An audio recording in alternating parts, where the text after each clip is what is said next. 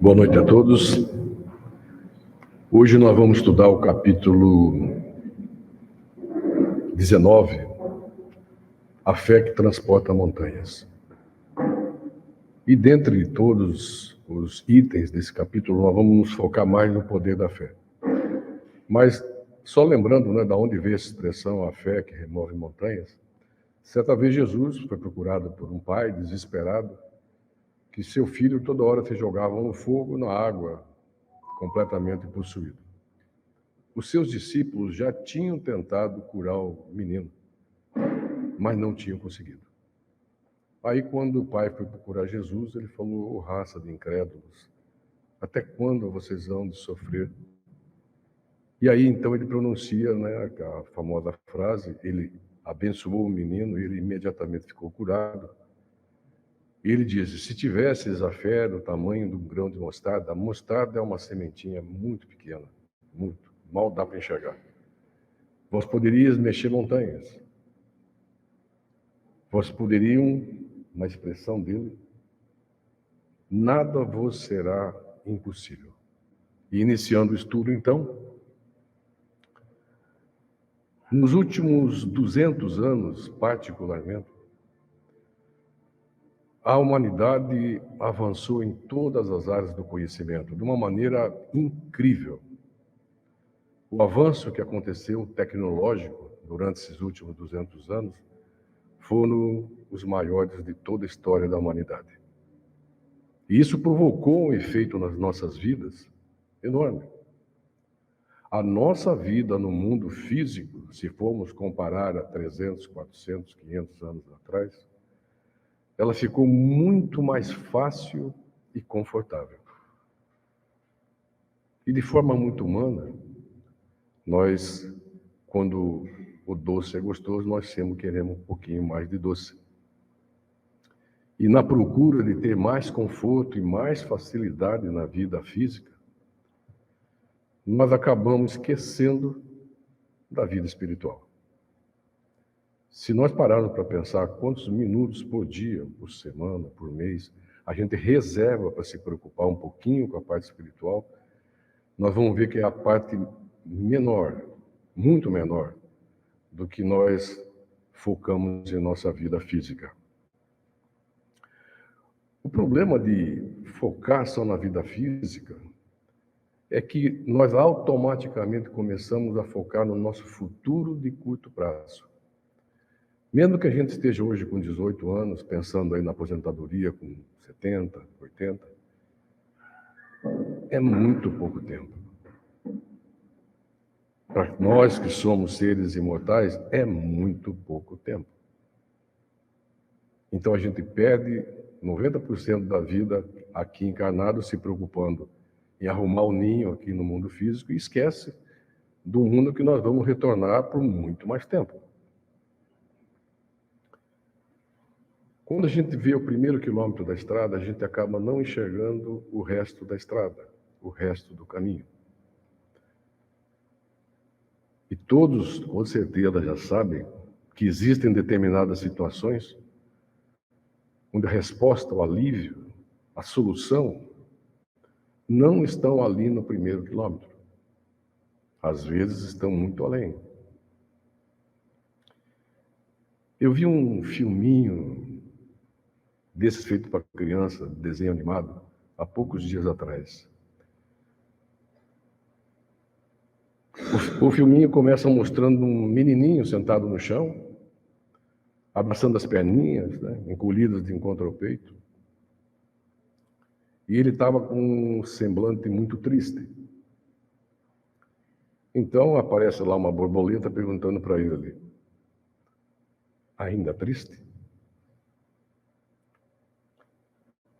E ele responde: sim, muito triste. E a borboleta então lhe diz: que tal seguir em frente? Ele para, pensa e então pergunta: de que lado é a frente? E a borboleta lhe responde: do lado de dentro. E sai voando. Quantas vezes nós já não estivemos como esse menininho? Tristes, sem saber o que fazer, para onde ir.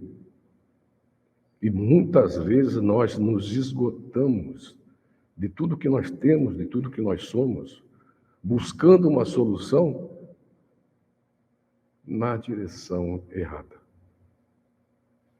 Essa historinha nos diz que a solução para os nossos problemas, para os nossos medos, anseios, não está dos lados, para cima, para baixo, mas está para dentro.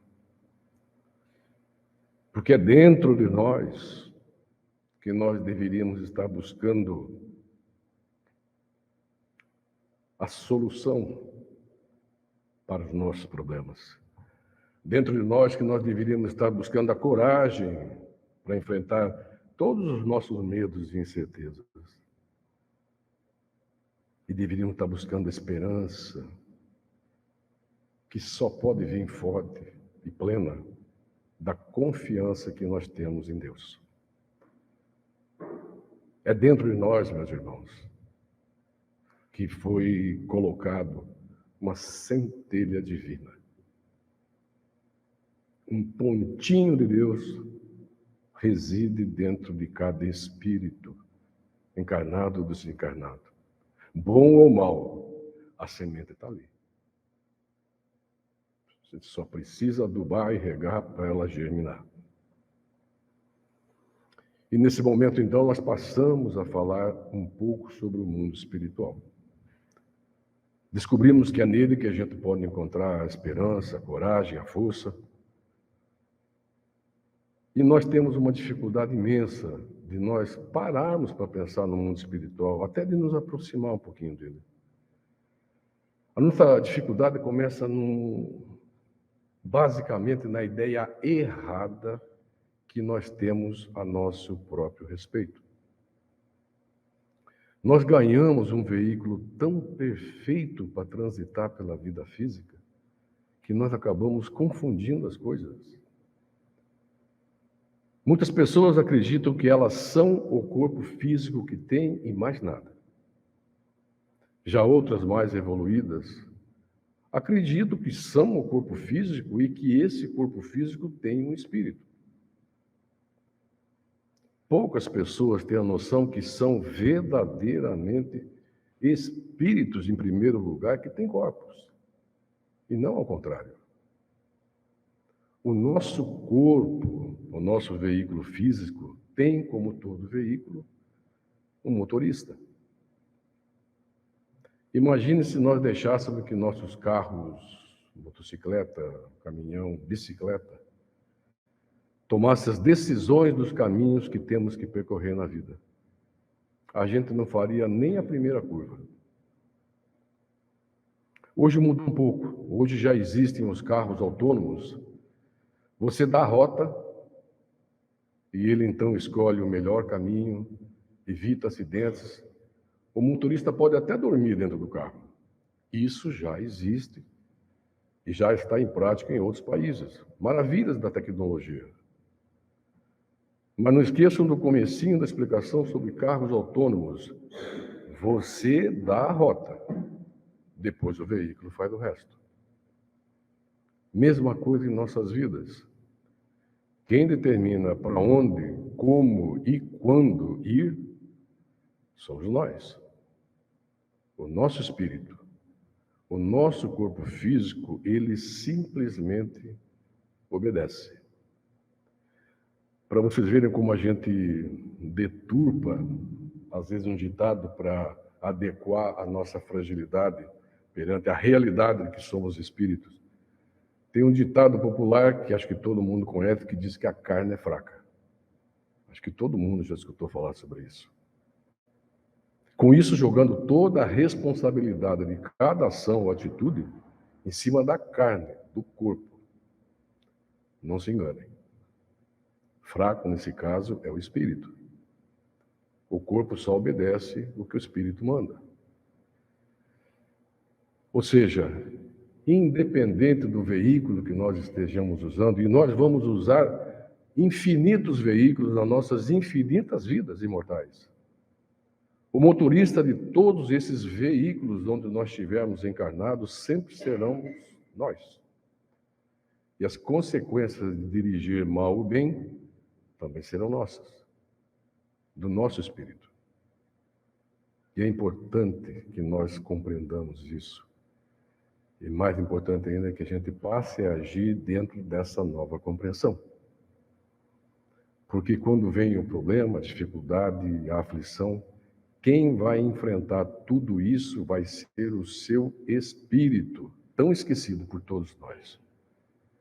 Inclusive quando o veículo físico der problema. Como todo veículo dá. Tem os reparos provisórios, temporários, as revisões. Mas vai chegar um dia que esse veículo vai quebrar de vez, e todos nós sabemos disso. E quem vai sofrer, quem vai se preocupar, quem vai lutar para consertar o seu veículo será o seu espírito, não o seu corpo físico. E seu espírito precisa estar preparado para fazer tudo isso. Principalmente quando o veículo quebra de vez.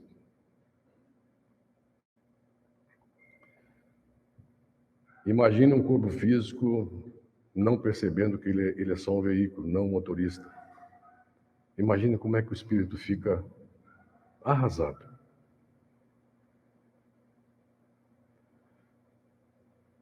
Vamos tentar entender também que só através do seu espírito nós podemos conseguir a esperança que vem da fé. E é somente ela, a fé, que nos dará a força necessária para enfrentar qualquer dificuldade em nossas vidas. Mesmo aquelas dificuldades que nós achamos definitivas, impossíveis, incuráveis. Está tudo na mão de Deus. Infelizmente não dá para a gente sair daqui hoje animado, vou conseguir mais fé. A gente vai na rua e compra 1 quilo de fé, ou 3 litros de fé, ou um pacotão bem grande de fé. Não dá para fazer isso. Pelo menos não a fé que remove montanhas. Às vezes, nas esquinas da vida, a gente encontra alguns lugares que vendem a fé. Mas dessa fé não funciona. A fé é um processo que vem do interior. Lembre daquela borboleta falando para o menininho: siga em frente, vá para o lado de dentro. Porque é aí que está a nossa fé. É aí que nós temos que buscar fazer o nosso plantio. Não é fácil conseguir a fé.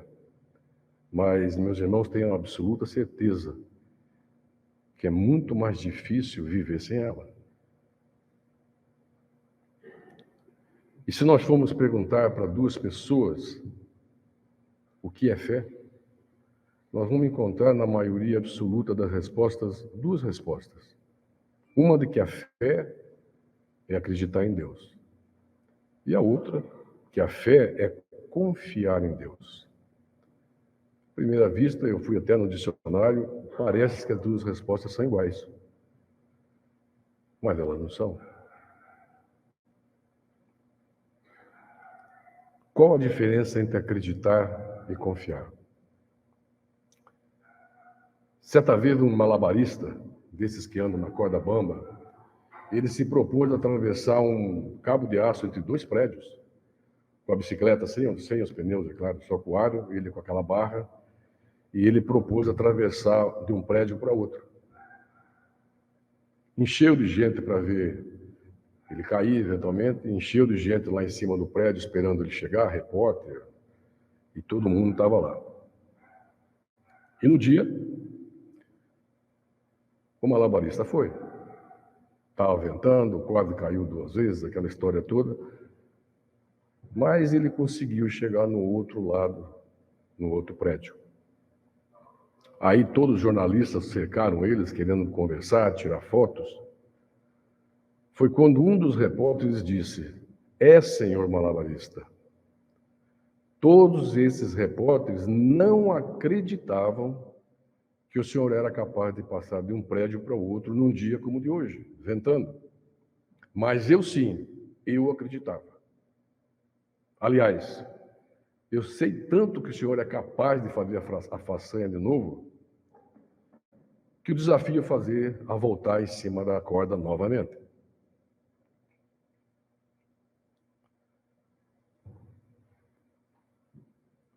Foi quando o malabarista disse para o repórter, então, que bom,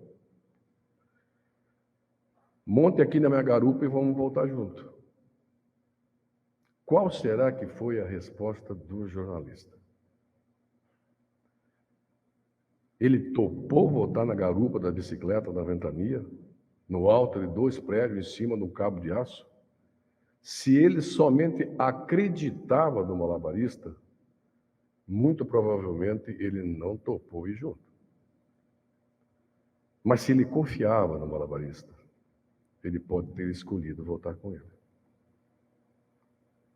E para nós, nesse momento, fica a pergunta: nós acreditamos ou nós confiamos em Deus?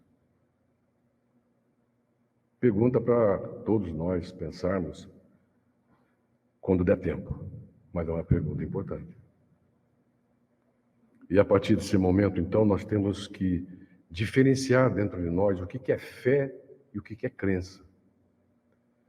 Fé é se entregar, confiar, como nós vimos, fazer a nossa parte sem dúvida nenhuma, certo de que Deus faz a dele e toca a vida. Crença é quando nós dizemos: eu acredito em Deus, desde que dê certo aquele emprego, desde que eu ganhe na loteria, desde que eu consiga isso, consiga aquilo, ou em outras palavras, eu creio em Deus desde que Ele faça tudo de acordo com as minhas vontades, com os meus desejos. Claro que ninguém faz isso de forma consciente, mas nós ainda temos um baita de um orgulho para ser combatido, porque a gente quer que seja tudo do nosso jeito, do nosso tempo, onde nós acreditamos saber o que é melhor para nós. Difícil é pegar tudo isso e muitas coisas que acontecem na vida de cada um e colocar na mão de Deus e falar: eu confio. É difícil. Mas é essa fé que enfrenta qualquer tempestade, meus irmãos. É ela que nos mantém sempre serenos e fortes. Nos ajuda quando nós caímos, nos ajuda quando nós estamos desesperados, nos ajuda a dar alento para levantar no dia seguinte e continuar a vida, porque a vida tem que ser continuada. Existe motivo para ela continuar. O dia que não tiver motivo, Deus tira a gente daqui. Então, nós temos pedras para superar em nosso caminho. Mas não adianta a gente reclamar das pedras. Temos que confiar que Deus colocou ali com um bom objetivo. Finalizando, uma última pergunta para cada um de nós pensar em casa. Eu estou me obrigando a pensar, porque eu estava estudando para esse capítulo. É muito difícil estudar o Evangelho. Porque quanto mais você estuda, mais você descobre que pratica pouco, acredita pouco, confia pouco. É difícil você perceber isso, mas é um trabalho que tem que ser feito diariamente. Nós temos dificuldade de racionalmente nos entregarmos a Deus. Agora, vocês já pensaram quantas vezes vocês fazem o Pai Nosso, por exemplo, uma vez por dia, uma vez por semana, uma vez por mês? Vocês já pensaram no que nós estamos falando para Deus? Nós estamos afirmando para Ele, nós estamos pedindo para Ele? Lembra do trechinho? Que seja feita a sua vontade, assim na terra como no céu.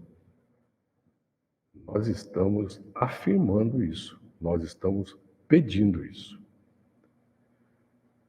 Na hora que a gente for pronunciar a oração do Pai Nosso de novo, a gente precisa pensar se a gente está falando isso só da boca para fora, porque é uma fórmula que nós decoramos, ou se nós estamos pronunciando com toda a força do nosso coração e do nosso entendimento. Difícil. Pai Nosso é uma oração maravilhosa. Quanto mais a gente estuda, mais a gente aprende sobre ele. Mas é um contrato que nós estamos afirmando com Deus todo santo dia, toda vez que nós pronunciamos essa oração abençoada.